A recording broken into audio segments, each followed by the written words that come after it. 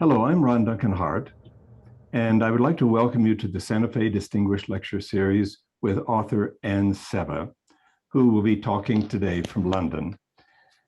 Ms. Sebba will give an overview of her new book on Ethel Rosenberg, followed by an interview with Dr. Bonnie Ellinger, an analyst of Jewish literature in English and Hebrew, and formerly on the faculty of Bar Ilan University in Israel. She's joining us from Santa Fe, and we welcome the both of you. And Bonnie, if you could start. Sure. Thanks, Ron. Anne Sebba is a biographer, lecturer, former Reuters foreign correspondent, and an author of 11 books. Her 2016 book, Les Parisiennes, about the women of Paris in the 1940s, won the Franco-British Society Prize, and the film rights have been sold for a TV drama miniseries. Most of her books are about strong women. She's written about such figures as the pianist Harriet Cohen, Jenny Churchill, Winston's mother, Wallis Simpson, Mother Teresa, and Laura Ashley, among others. She is the former chair of Britain's Society of Authors. She has lectured widely across the United States and the United Kingdom, and it is our pleasure to have her with us today. Welcome, Anne. Thank you. Thank you so much. Shall I start my picture show? That's what I was going to say, that it's so nice to have you here. You and I will talk afterwards. That's wonderful. Thank you, Bonnie. I hope that you can all see my opening picture in the correct mode. I like to start with this because I think if my story is about anything, it's about a woman in the toils of men.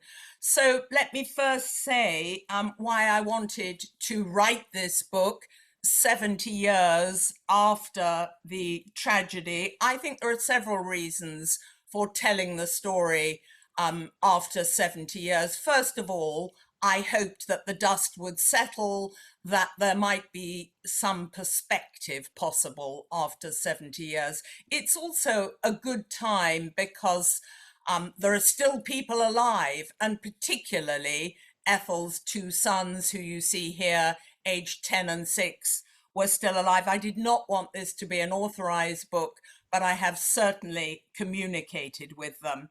So what I really thought was necessary 70 years on was to extrapolate Ethel from this rigid unit that she seemed to be fixed in. If I talked to people at all about this and I said, I'm writing about Ethel Rosenberg, the stock reply would be, the Rosenbergs, those spies. So it felt important to me to give Ethel a voice, to humanize Ethel. What I wanted to do was to give Ethel some life, to see her as a human being, not to talk about the death. I think many people knew about her electrocution, possibly from Sylvia Plath's The Bell Jar. It was a queer, sultry summer. The summer they electrocuted the Rosenbergs is one of the few things people seem to know. And as you see here, Michael and Robbie, who had to learn about her death from the television and from the radio. She died a lot harder.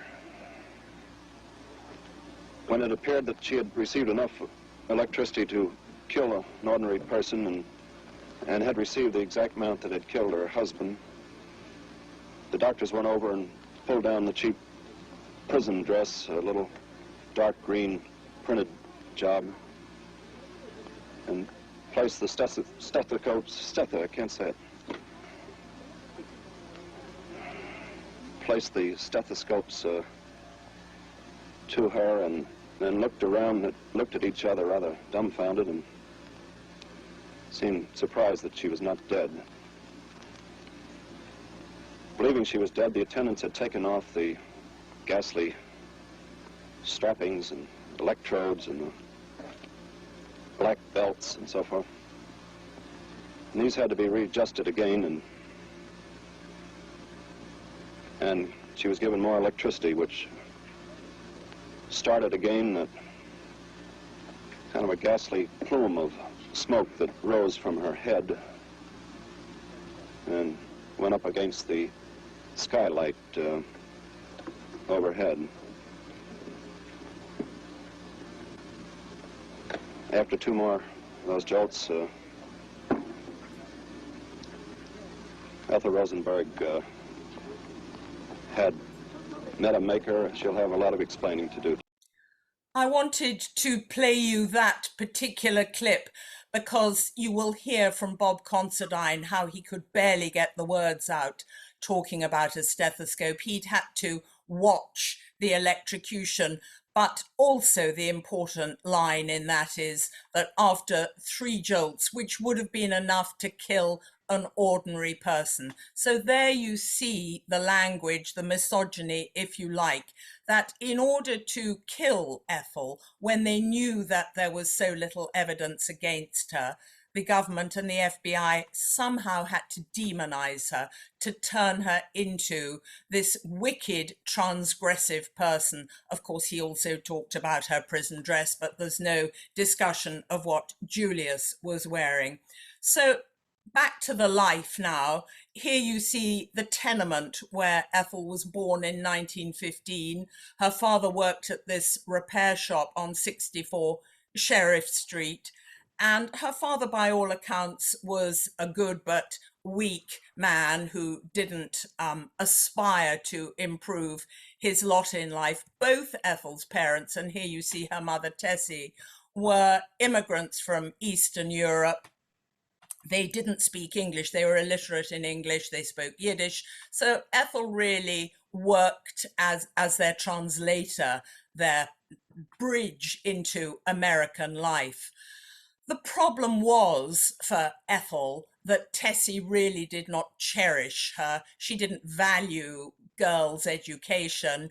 She had 3 sons, but the youngest son, David, who was 7 years younger than Ethel, was really the focus of her life. So that was the beginning of Ethel's tragedy, that her mother, Tessie, could not see the purpose of education for girls, and Ethel was a clever girl. She went to this school on the Lower East Side, Seward Park High School, and that really was where the American dream was fostered in her life. As far as she was concerned, walking through the door into this assembly hall and stage where Ethel, a timid girl by all accounts, nonetheless lost her timidity and shyness when she learnt to act and to sing. And also in this school, everyone had to, before they could graduate, had to learn to swim. So here you see the Olympic-sized swimming pool. There was also an Olympic-sized library. So seeing this school, you can begin to understand why Ethel embraced the American dream. Other people who went to this school include Walter Matthau, Tony Curtis, Zero Mostel. So she was quite right to foster this dream. But she graduated aged 15 in 1931, as you see here. It was the depths of the Depression, and she had to go out to work. So what I learned about her adolescence was 2 things. First of all, her determination.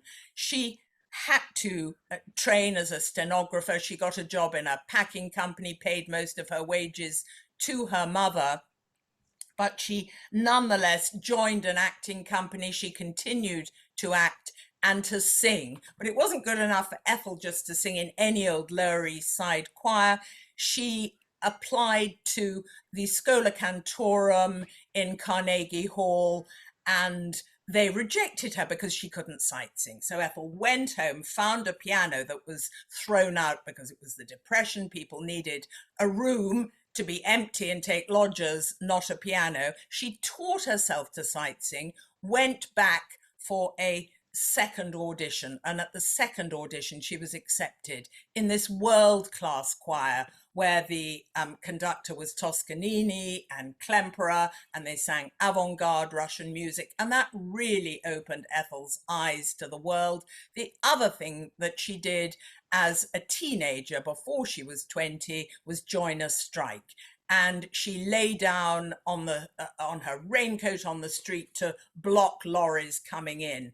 And although her pay was docked, after 6 months, the newly formed National Labour Relations Board pronounced on her case and decided she was quite justified in striking.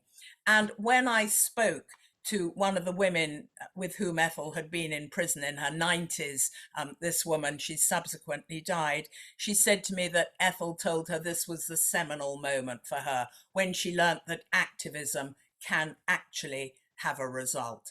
So Ethel joined the Communist Party in 1936. Many of her friends with whom she was acting joined the Communist Party. I just want to show you this photograph from the school yearbook, because I had great difficulty locating a yearbook, because although the school had a complete set, the one that was missing was 1931, because anyone who had been at school with Ethel knew that it was dangerous to keep evidence of knowing or being friendly with Ethel. So they destroyed the yearbook, and I was absolutely thrilled to find one in California that was kept by the daughter of a friend of Ethel. But imagine when the FBI arrested Ethel and Julius, they took all the photographs and letters. So any photographs that the family have, and this is Ethel in amateur dramatics, again, it's a photograph that kind people have sent back to the sons after the event in adult life. So they had to grow up without any photographs of them as babies with their parents. So, as I say, many of the people in these artistic circles were communists. And Ethel and Julius joined in 1936, which of course is a seminal year. I think Ethel's communism was idealistic. She wanted a better life for everybody, but it was also a question of world politics.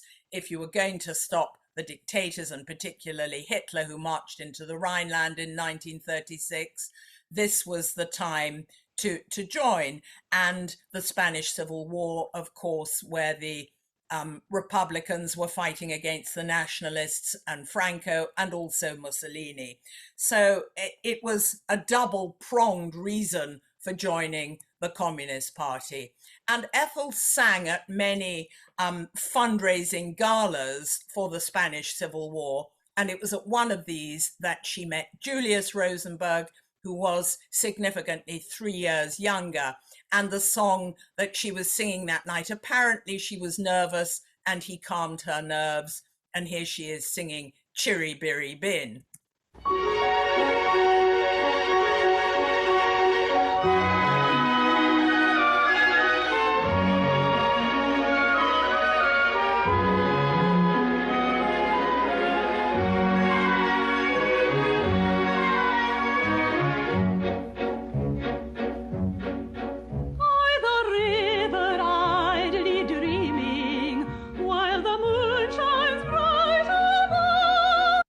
The only reason for playing you that, because it's actually Jeanette MacDonald, is to give you an idea of her untrained, very high soprano voice. What might she have achieved with training?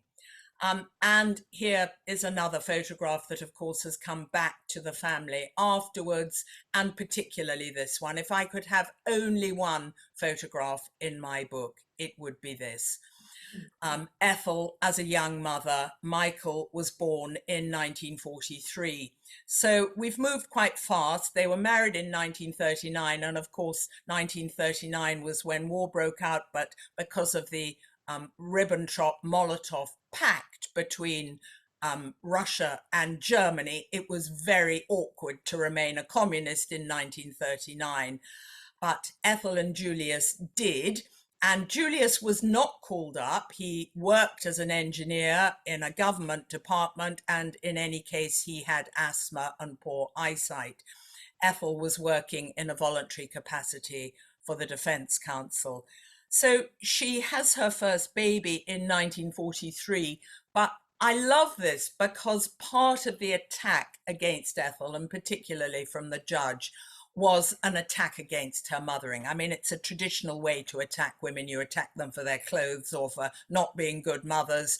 and Ethel was no different. But actually what I've found is that she was desperate to be a good mother. This was the beginning of the discoverability of books and learning to be a good mother. And Ethel believed that she could, I don't think she was a natural mother, but believed she could be a better mother than her own Tessie Greenglass. So again, typically, she went to mothering classes, and not just any old classes, but she found a Viennese emigre called Edith Buchsbaum, and she took a subscription to Parents Magazine. She tried really hard, but the judges' attack that she had put communism above her love for her children was really the knife that hurt her most of all. This is the only photograph of Ethel with her younger brother, David. David, on whom all the Greenglass love had been poured. David, who was not nearly as clever as his sister. David, who was an avid communist, as I know from all his letters and documents that were taken by the FBI. He proclaimed it, and other physicists who were with him at Los Alamos, actually Ben Baderson, for example, had to ask to move his dormitory because he couldn't stand all the proselytizing that David was doing.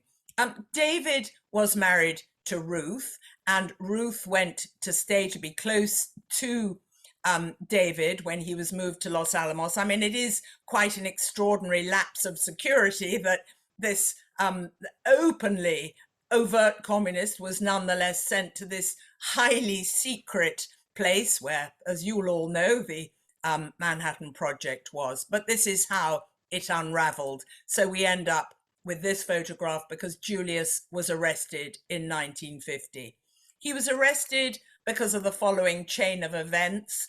The American government had secret information, which subsequently we call the Venona documents, and the Venona documents, these cables from American agents sending information to Moscow, led to the arrest of Klaus Fuchs. I just want to say about Klaus Fuchs being arrested in England, how different the British attitude was, because he was given the maximum for espionage in England, 14 years, of which he served 9. It was kept quite quiet or hush-hush, but Klaus Fuchs named names. He named his courier, Harry Gold. Harry Gold named David and Ruth Greenglass, and David and Ruth Greenglass named, and this is important, only Julius. And if you read David's grand jury testimony, he said, leave my sister out of it, not just because she's my sister. My sister had nothing to do with this. So why was Ethel arrested? Because Julius refused to name names. So 3 weeks later, they arrested Ethel, and they said at the time the evidence against her is weak, shaky at best. They could not believe that a young mother in her early 30s would not name names or do anything to get out of prison, but she never did. And that's why the Deputy Attorney General ultimately said, Ethel called our bluff. So this is the last picture of Ethel and Julius not only embracing but touching, because this, of course, did not play well to the image that the authorities wanted to convey, this loving couple. So after that, they were never allowed to touch again.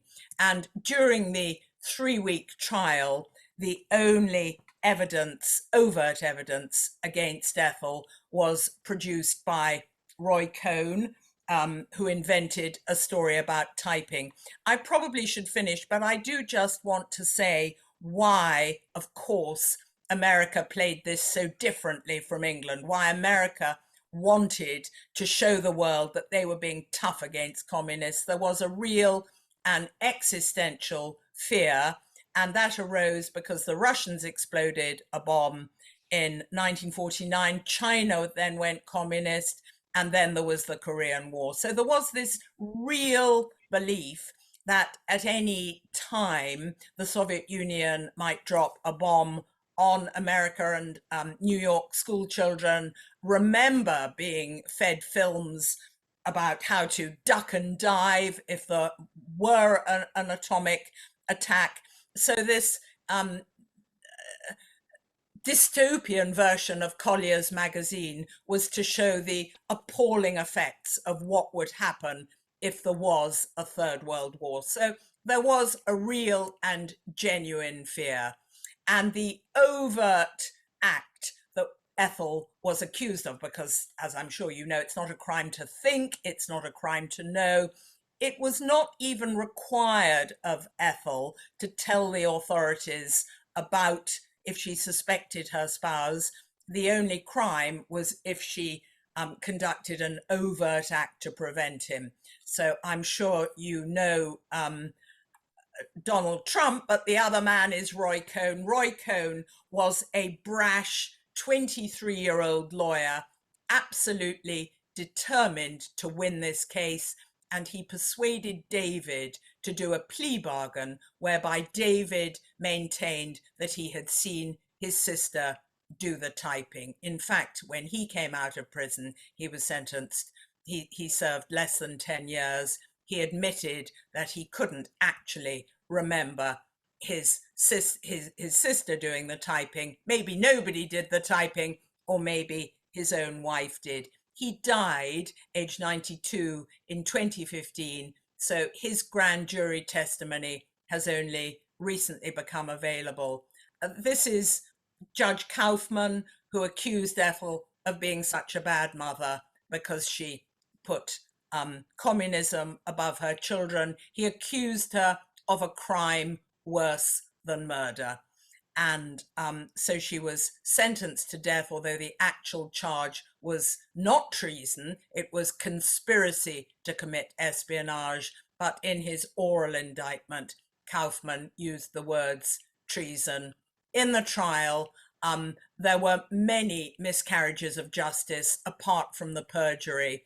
But this Jello box was one of the props that was frequently cut up.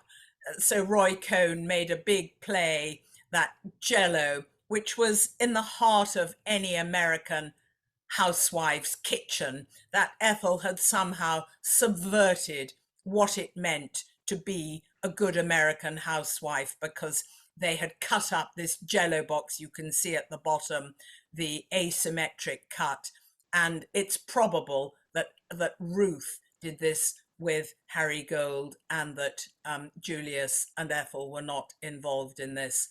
And here is Ethel after she's been sentenced to death, when she had to go from the Women's House of Detention to Sing Sing to serve out her 2 years in solitary. And I'm going to finish with this picture just because I think there are so few images of Ethel smiling. You may not think she's a fashion plate or the most beautiful woman. And there were some cruel articles about what Ethel looked like in court, but it's so rare to see her smiling, and smiling particularly on this occasion, that I just think in an attempt to show her humanity, I wanted to show you that. So I'll finish there. And Bonnie, I think we can still have, I'm sure there's lots you're going to ask me. Well, the truth, Anne, well, first of all, thank you for writing this riveting and heartbreaking book. And thank you also for the PowerPoint presentation. It's certainly helpful to see some of the key players in this gripping and shameful saga. But the truth is that we may speak less than we intended to, because you have presented so much of the story in such a fascinating way that we'll see where I have lots of questions, but some of them you've already answered. So there's plenty more I want to say, I promise you. Okay, so I will do my best here. So I'd like to set the stage for what is to follow. It's the Cold War, the country's hysterical, witch hunts are going on, the fear of communism leads to many arrests. Julius and Ethel Rosenberg are arrested in 1950, and in 1951, their trial begins. Do I have the dates right? Yep. Yes, okay. U.S. Attorney Miles Lane, who was one of the prosecutors addressing the Joint Congressional Committee on Atomic Energy, said the following: "The case is not very strong against Mrs. Rosenberg, but for the purpose of acting as a deterrent, I think it's very important that she be convicted too and given a stiff sentence." So Anne, could you talk, please, about the attempt by the prosecution and the government to beef up the charges against Ethel? Well, it wasn't until 3 weeks before the trial that Roy Cohn, who was, let's remember that this was billed as the trial of the century. So Roy Cohn angled to get it. He was only 23. So Sapol, who was the chief prosecutor, also Jewish, had this stable of thrusting young brash attorneys, all determined to prove themselves, but none more so than Roy Cohn. And Roy Cohn came up with the idea at some point with Ruth Greenglass. According to David, it was Ruth's story. And he said subsequently, when he was interviewed, "What am I going to do? Argue with my wife? I sleep with my wife, not my sister." So Ruth came up with this story that, of course, Ethel and Julius did not know about, saying that he had seen Ethel type up the notes. Like all good stories, it has this tiny element of truth. The element of truth comes from the Remington typewriter I showed you, because Ethel was a good typist. She'd done a stenographer's course and she had helped Julius through her exams. So it was a perfectly credible story, but it was so easy to believe, and it was a subliminal attack on one of the few things that women in 1950s America could do. They were secretaries. So this was easy to believe, and it somehow again seemed to be an attack on womanhood, that David had come back from Los Alamos, had given Julius some notes, and he made out that his handwriting was poor, but subsequently everybody admitted there was nothing wrong with his handwriting, and said that Ethel had typed up the notes. That was enough to be used as an overt act. And, you know, Ethel and Julius could not really counter it. Yes, unfortunately.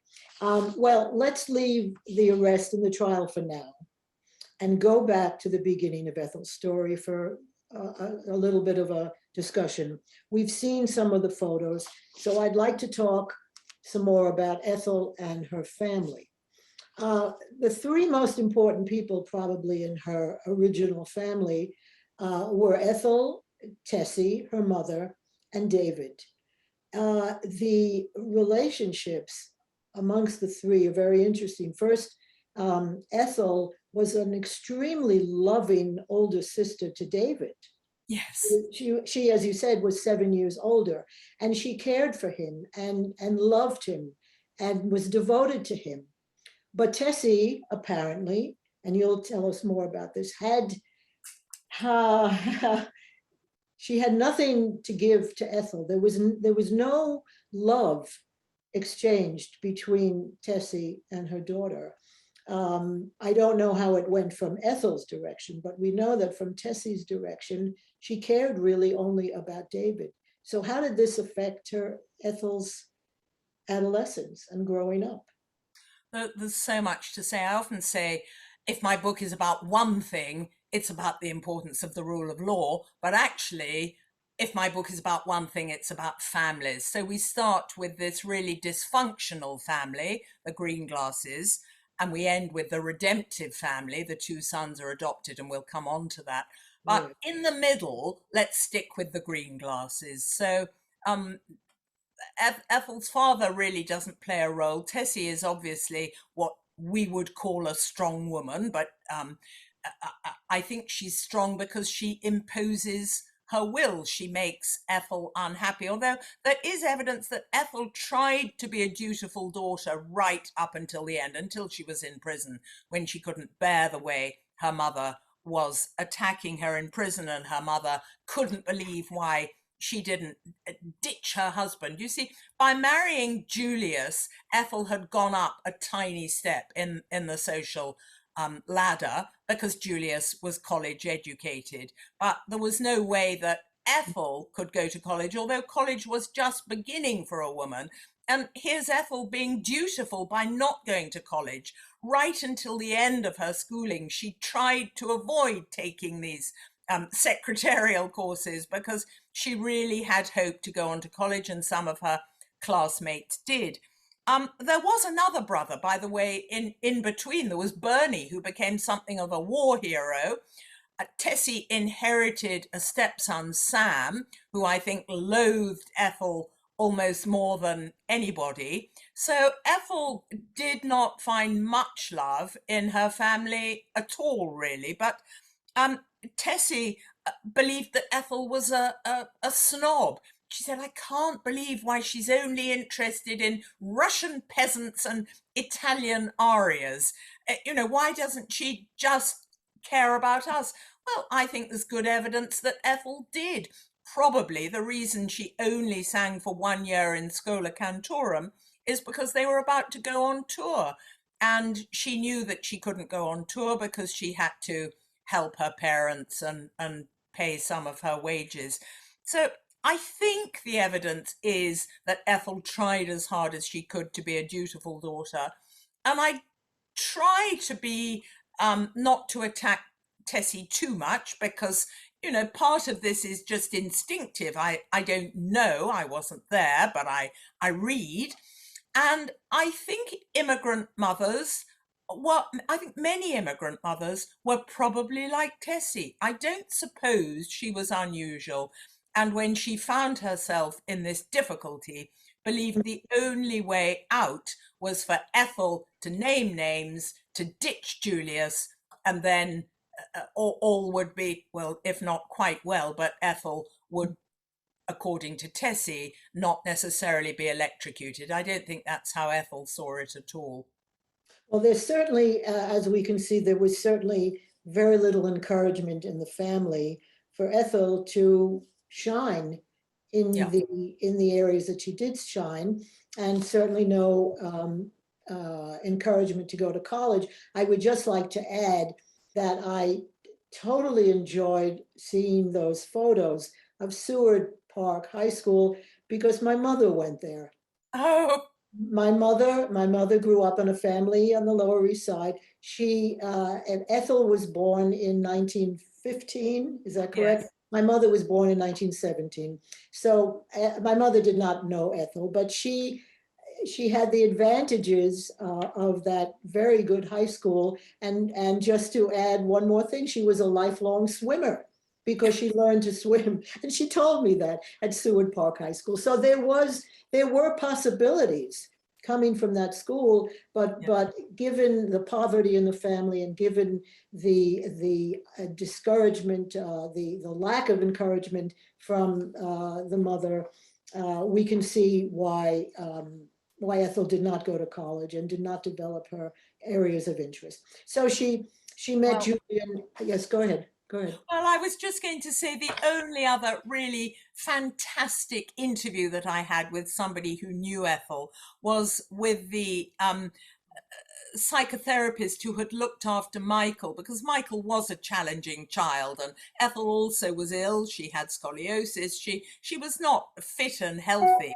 And so she found looking after a wakeful, challenging baby difficult, and that's why she needed psychotherapy. And this wonderful woman, who's still alive at 100, was really such a source of insight for me about Ethel's ability to learn, Ethel's determination to go on learning. She was an autodidact. And what Dr. Phillips said to me was that she was a smidgen of getting there, of being a good mother, and probably would have gone on to learn and done some kind of psychotherapy. So I think even though she didn't go to college at the time, I'm sure she would have done something with her life subsequently. But, you know, we're in what if territory here, I realize. And you know, she was very much concerned about Michael, and was happy that Michael had his therapist, Elizabeth Phillips, correct? Phillips? Yes. And when Ethel was in prison, she, before she went to prison, I believe, tell me the exact dates. Was it when she, I'm not quite sure, when she started her relationship with the psychoanalyst Saul Miller, Dr. Saul Miller. Was that only when she was in the prison? No, because at the beginning she couldn't see him. It was just at just before she went to prison. So her second son was born in 47, and around 48, 49, she started to need help. Oh, okay. So there was a very interesting part in the book that I thought was fascinating, because in her loneliness in prison, and you describe this beautifully, there was nobody to talk to when they sent her to Sing Sing after she had this wonderful friend Miriam Moskowitz in the house of detention, and she had all these other women who really liked her and knitted things for her, made her little hats that she would wear. And they were sorry to see her go. And then she was sent to Sing Sing, and she was terribly lonely. And she was able to have this relationship with Dr. Saul Miller, correct, when she was in Sing Sing. And there is the part in the book that you describe. There is a letter. They have a correspondence back and forth. And there is a letter that Ethel writes at one point in the depths of her loneliness. And I am telling you, I thought it was written to Julius. It was a passionate letter that was almost a love letter to Dr. Saul Miller. Yeah. Just to show you that her need in her loneliness and her desire to get some advice from somebody who could help her. And he certainly was somebody who did help her to a certain extent. But to a certain extent. I have, not enough experience of psychotherapists helping someone facing a death sentence in prison, but I had the impression that he was out of his depth too. And I don't know about boundaries, but I'm not certain about transference, but you can look at both of those as problematic areas. Clearly, with nobody, Ethel was desperate and so transferred some of her need for love to him. But at one critical juncture, he goes away. Now, of course, he's entitled to a holiday, but I felt actually he was almost letting Ethel down, but perhaps he needed to, because there was no possibility for physical realization of this. There was no possibility for touch, no possibility for Ethel to know anything about his background. So the areas in which he could help her were very, very limited. And I wondered if perhaps he was going away because he needed just to put some distance between them, and expecting him to help her was asking the impossible. And almost that's why I concluded Ethel really was in an impossible situation at the end, that there was really, really nobody who could give her good advice. I'd like to point out one more complicated set of relationships, which please you tell us about. Her relationship with David, we knew was very close when they were younger. And then she married Julius. And then David married Ruth. And they were all very close. Yes. And the relationship between David and his sister and between the two couples deteriorated so badly. Can you explain that to us, please?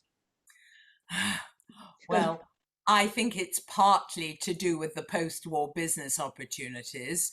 I guess Julius was not a very successful businessman. He took David into the business, and the business didn't do well. And David tried to get his money out, but there was no cash.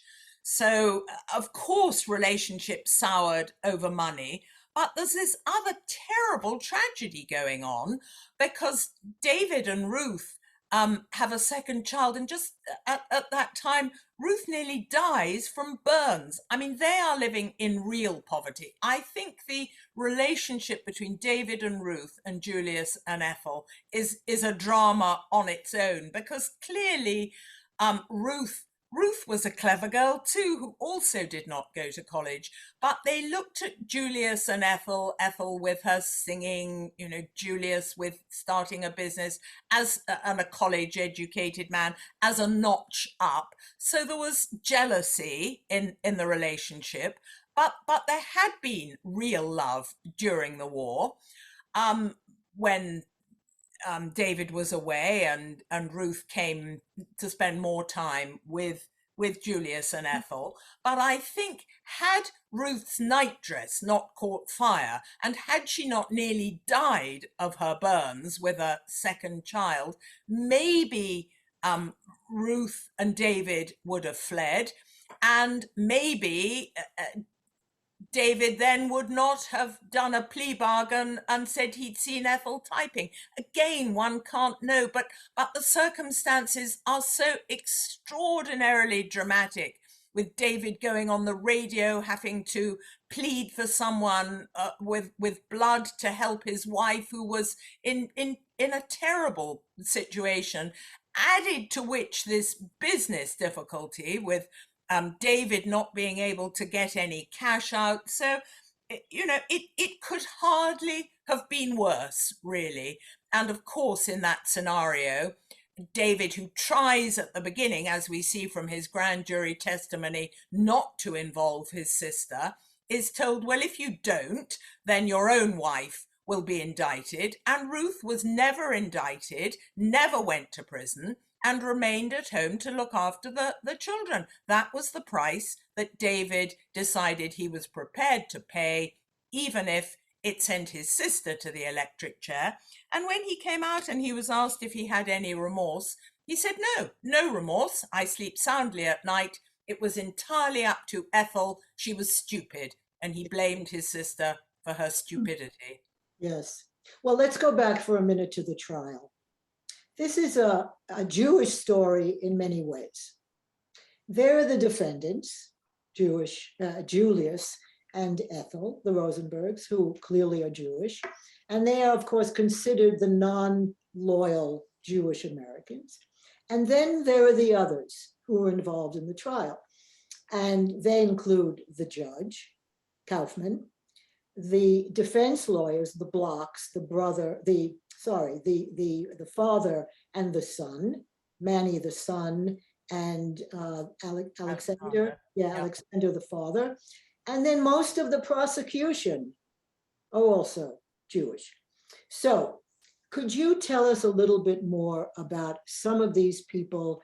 For example, tell us why Manny Block was really the wrong person to defend Ethel and Julius. And why there are lots of questions there. Right. I mean, you've touched on the whole Jewish scenario, and I should probably discuss anti-Semitism. I'll try and deal with your specific questions about the jury and the lawyer. So you may think Manny Block was the wrong person, and people have criticized him. Manny Block might have taken Klaus Fuchs as an example and said, look what they've done in England. And Klaus Fuchs was not only a real spy, but he passed on really important information to the Soviets. So he could have taken that. But Manny Block was the only lawyer who would take this case on. It was not as if they had a wealth of choice, and it was not as if Manny Block was being paid anything other than the court minimum. He was so overworked that it was only him and his father and his fiancée doing all the background, and they thought it was going to be an ordinary communist case, that Ethel was being accused of being a communist, which of course was not a hanging sentence. In fact, it was a question of loyalty. It wasn't actually illegal to be a communist, but he misread that situation. So Ethel was encouraged to plead the Fifth Amendment. Block's father actually had been against that. He had thought it would be better to come clean, but they didn't know. They were out of their depth. There had never been a case like this. And as I said, comparing it to the English, who were rather embarrassed that they'd made this mess of sending Klaus Fuchs to Los Alamos when they should have known better, and he'd really given useful information, so they kept quiet.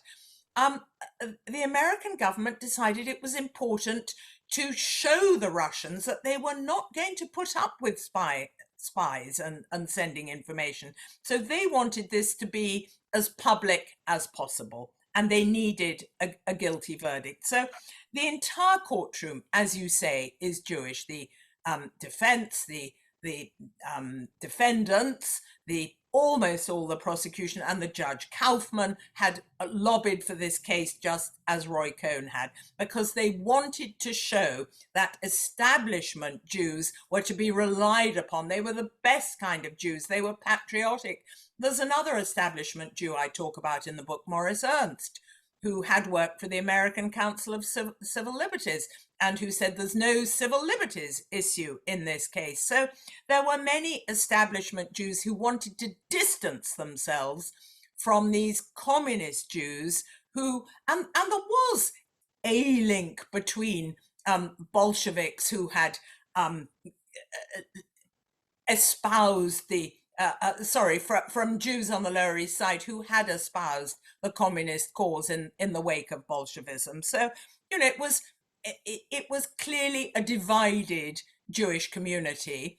And the only people who were not Jewish in the courtroom was the jury. And the reason for that is that any Jewish jurors had excused themselves, had exempted themselves. They did not want to be put in charge of sending two Jews to their deaths. And I think really at this point, one of the things I probably should say is this was only 5 years after World War II. And as Arthur Miller said when he was asked about anti-Semitism in this trial, because there was not anti-Semitism in their arrest. That came from a clear chain of events, reading the Venona documents. Mm-hmm. And equally, their sentencing did not result in increased anti-Semitism. So many people say, well, this is not about anti-Semitism. But at the same time, you cannot deny that anti-Semitism was part of the toxic stew.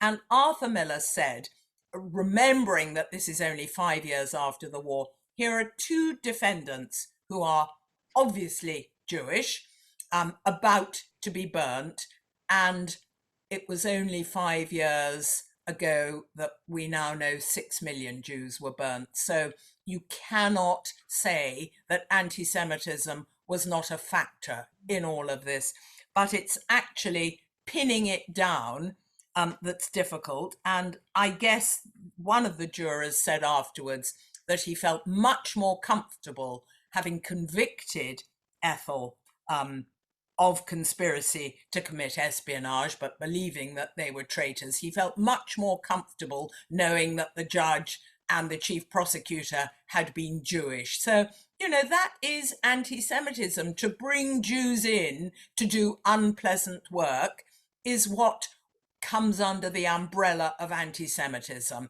but it's very hard to pin it down at specific points. Yes. You have one other thing I'd like to mention about Kaufman, the judge. The judge was a personal friend and an admirer of J. Edgar Hoover. And I think that's just a fascinating point. And then you have a line by the Supreme Court Justice Frankfurter, who says at some point that he had decided not to retire early because he wanted to make sure that his seat did not go to Kaufman. And Kaufman and Kaufman was not a Supreme Court justice. But tell us just please about Justice Black and what happened. I believe it was the day of the execution. Well, there were many last-ditch attempts for clemency, but ultimately clemency had to come from Eisenhower. I mean, what I think I've concluded is that Ethel was let down by these justices squabbling amongst themselves. I mean, you're quite right to focus on Kaufman, who was dogged by this case for the rest of his life and longed to be remembered for other things, but it was the Rosenberg case that everybody threw at him. And I think ultimately, as I said, Ethel was let down by her family, by the press, by the Supreme Court. And even though there were these last-ditch attempts to say they'd been tried under the wrong law, it depended on Eisenhower. And Eisenhower wrote this terribly painful letter to his son, who was serving in Korea, saying, I know it goes against the grain to kill a mother, but in this case, she is the ringleader. I mean, there was no evidence, but Kaufman had said in his summing up, pointing to the fact that she was 2.5 years older than Julius, that she is a full-fledged partner in this crime. And it was this belief that because Ethel was older and stronger and more strong-willed, she was the ringleader, although, as I say, there was no evidence. But this seems to have been swallowed. It's a line that Roy Cohn himself was keen to further, and Maurice Ernst, with his sort of pop Nietzschean psychology, said that Ethel is the slave, Ethel is the master, and Julius the slave. And Eisenhower seems to have swallowed that. And he said, so that's one reason why he had to go ahead with the electrocution. And the other reason was that if he didn't, then the Soviets would recruit all their spies from among women, as if it wasn't already happening in World War II. So Kaufman was aware that there were these last-ditch maneuverings of trying to show that they'd been tried under the wrong law, and therefore Kaufman was very keen to go ahead with it before there could be further legal maneuvers, and so they were killed on June the 19th, 1950. And what happened with Justice Black? When his daughter opened the door, this was I think this was the day of the execution, and I forgot who came. Maybe it was Manny Block who came to the door of Chief Justice Black. They just could not do anything. I mean, they were blocked. His reaction, he sent his daughter to the door. Yes, because he stood there crying. Yes. The tears were rolling down his face. And his daughter said later on, you mentioned this, that years later, she says that I never saw my father like that, but he was so upset that he really could not do anything. Well, yes, I mean, I'm interested that you pick up on that, because my response to that is all these lawyers were a bit late showing their emotion. Actually, I feel Ethel was grotesquely let down. The time for action had passed. That's the point, really. So, you know, it's fine to show tears when it's too late, but they really needed to do something earlier. And there was so much infighting and squabbling that I don't really have an awful lot of sympathy for them at this 11th hour. Okay, that's fine. That's fine. Before I'd like to go to the boys, but before we do that, we still have just a couple of minutes. I know that Julius and Ethel were so intent on doing all of this together. In other words, if he had to die, she said she was going to die, and she did not want to live without him. And how could she live without him? And how could and what kind of a mother would she be if she had abandoned him? But could Julius have saved her? Well, that's the question I pose, but I can't answer it. I think they concluded that he couldn't. I don't think they had much time or opportunity to plan that defense. I don't think Julius was secure in believing. So let's go through the stages. What could he have said? Okay, I'm a spy, but my wife isn't. Did he have any guarantee that she would be allowed to go? No. And would he have been forced to name names? Yes. I think those were the two considerations. He'd recruited from among his friends, which is cardinal rule among spies. You don't recruit your friends, but that's what Julius did. All his friends from City College were in yes, government departments. In fact, many of them had fled and did get away, but they were not prepared to dump other people in the mess that they found themselves. I think they both believed actually that the only way for both of them, I think they thought it was a strategy that if they both stick together, ultimately they'll both be released. The flaw in Julius's argument is that he didn't know about Venona. So he believed there was no evidence against him. Well, he was wrong. He didn't know that. He also had a government informer in his cell. So, although, I don't think that had much effect, but Ethel clearly had decided she could not live if she had been responsible for killing the boy's father. They would have no respect for her, and she'd probably have 10 years in prison and would have missed their growing up, and they wouldn't want anything to do with her, and she probably couldn't have lived in America. So I think she had concluded that there was no way out for her. And Julius, who was more optimistic and naive, if you like, believed that the only way for one of them to get out was if both of them continued to plead their ignorance. And you may think he's wrong, and I don't know that I have an answer necessarily to that. It's the eternal conundrum. Could he have saved her? And I'm terribly impressed that the two sons do not blame their father, because I think that's an extraordinary aspect of their adulthood, that in spite of accepting that their father was a spy, they've retained respect for both parents. And I think the Mirapols who adopted them must have been saints to have created such intelligent, well-balanced adults who accept that their father was guilty, but nonetheless retain respect for them because they were their parents. I think that's an extraordinary achievement. Well, you've talked about the boys and the Mirapols and the wonderful life they were able to have after this horrific tragedy that they went through as children. So I will not ask you any more about the Mirapols, and we will soon have to go to the audience questions. But what I would like to say is, what I would like to ask you as a final question is, what have we learned from the treatment of Ethel?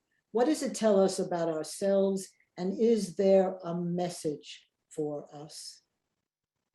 Yes, I think it's very dangerous when a state willingly treats one of its citizens in that way and disregards the law. It's a very slippery slope to treat one of your citizens as expendable is clearly the route to hell, the route to madness. And that's why I say, if my book is about one thing, it's about the importance of the rule of law. The fact that the government was prepared to kill a woman, have we said the only American woman killed for a crime other than murder, then and still, that it was corrupt. I mean, Hoover did not want the electrocution to go ahead. The two men who transcribed Venona, who knew that Ethel did not have a code name, that in fact these cables said Ethel does not work. And if you're in any doubt that that means does not earn her bread and butter, no, it means she's not a spy. the fact that the Deputy Attorney General admitted she called our bluff. So all of this adds up to a corrupt trial and a government nonetheless prepared. And we don't, when I say government, I use that loosely because nobody quite knows how much Eisenhower actually was told. I think he knew there was some secret information that couldn't be revealed because they wanted to capture other people. But it's terrifying when a government is prepared to overlook the rule of law and kill one of its own citizens. Well, thank you, Anne. We will now turn to Ron, who will turn to the audience for their questions. And I'm sure they have many, because as you say, there's so much to discuss with this book. Thank you so much, Bonnie. Well, thank you, Anne. Thank you. Ron? Yes. You know, one of the questions that has come up, a very basic one, is if you could state or explain exactly what was the accusation and why was Ethel why was the accusation against her something that would go to the electric chair?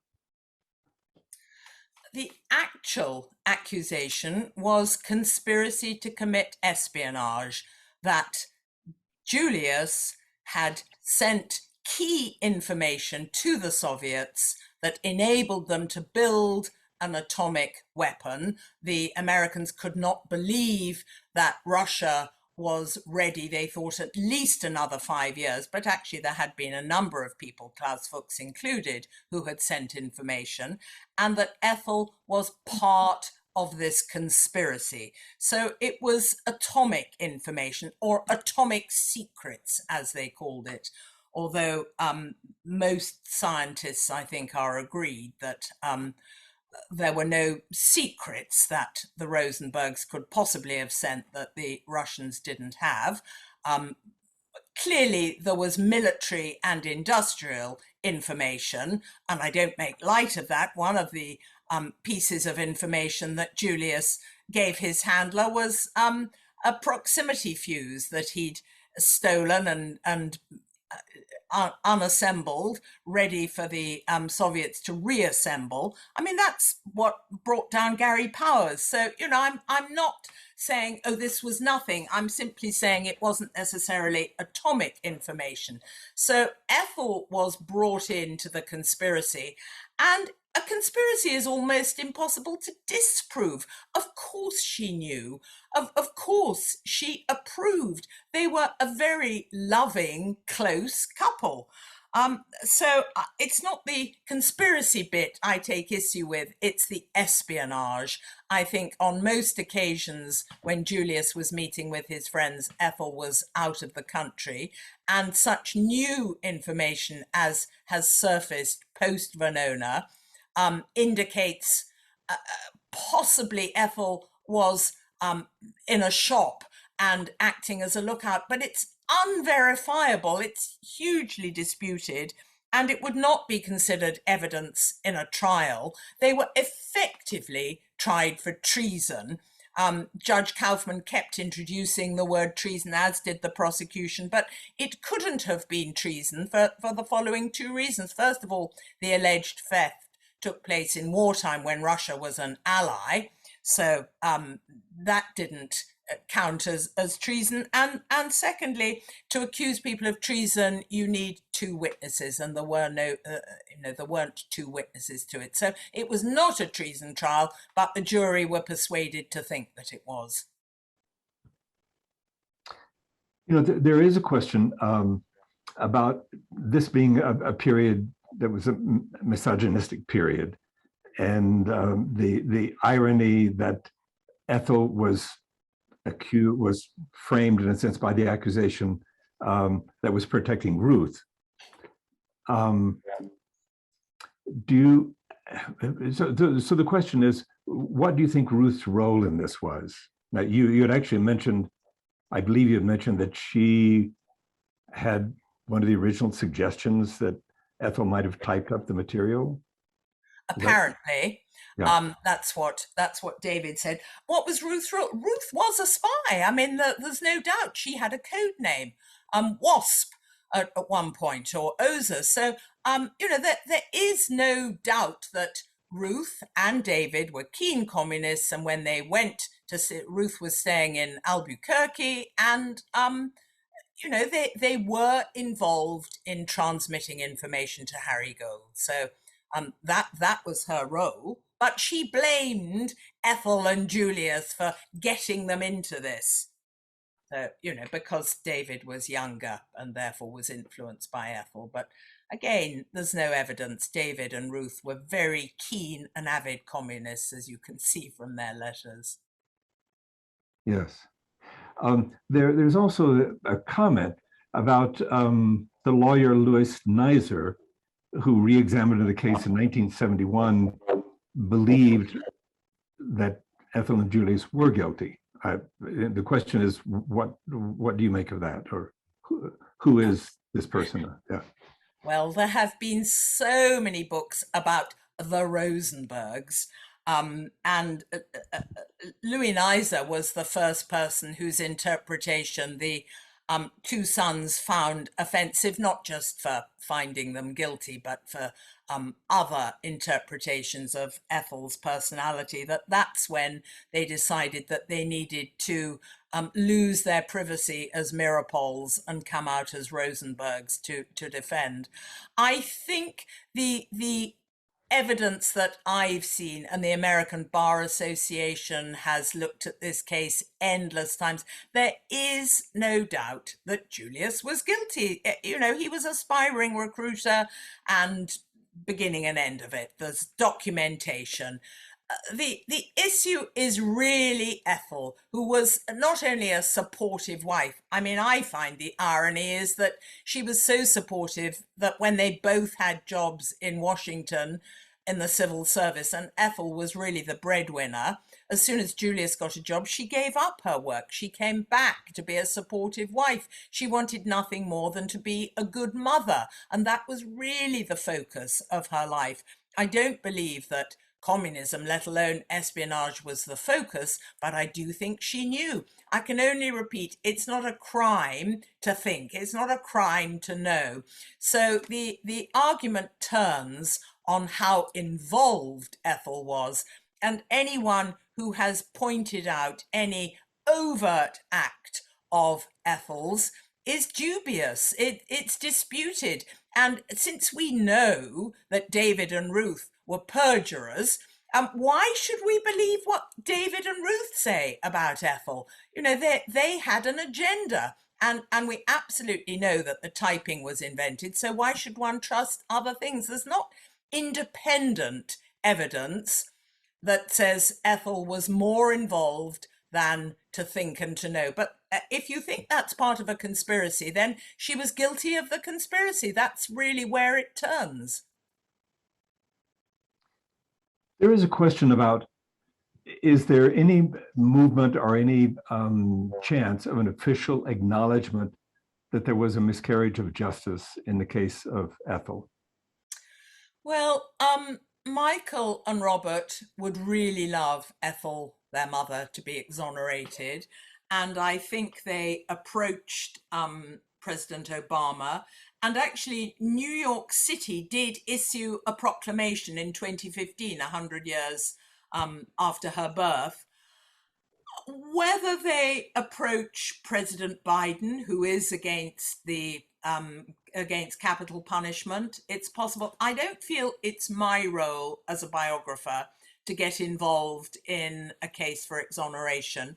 Really, my book is not trying to relitigate the trial. What my book is really trying to do is to recreate a woman who has been denied her voice, humanity, who's been seen as one-dimensional, wicked, transgressive, in order to justify killing her. 70% of Americans at the time were in favor of killing her. Why? Because they had been persuaded that she was wicked, that she was a traitor, and somehow that, America had won the war, and thanks to this woman, was in danger of losing the peace. Ethel was accused of starting the Korean War, being responsible for deaths there.